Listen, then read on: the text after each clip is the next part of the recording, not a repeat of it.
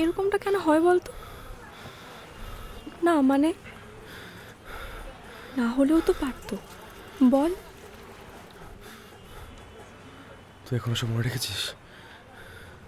অনেক দিন ধরে, অনেক বছর ধরে অপেক্ষা করতে করতে ফাইনালি আজকের এই দিনটা চলেই এলো, যেই দিনটার জন্য আমি অপেক্ষা করেছিলাম। কি বলছিস তুই এইগুলো? আমি আমি তখন ছোট ছিলাম। আমি বুঝতে পারিনি, আমি খুব ইম্যাচিওর ছিলাম। আমি যদি জানতাম আমি করতাম না এটা। আমি করতাম না, বিশ্বাস কর। ক্লাস 12-এ পড়ে তো সব কিছু বুঝে গিয়েছিলিস। কনসেন্ট, সেটার মানে বুঝিসনি?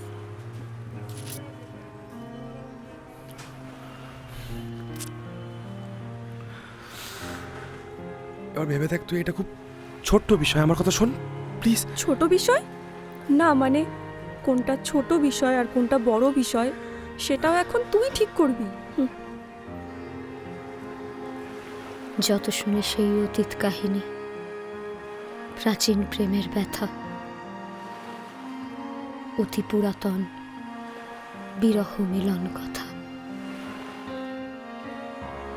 অসীম অতীতে চাহিতে চাহিতে দেখা দেয় অবশেষে কালীর তিমির রজনী ভেদিয়া তোমারই মূরতি এসে চিরস্মৃতিময়ী ধ্রুব তারকার বেশে।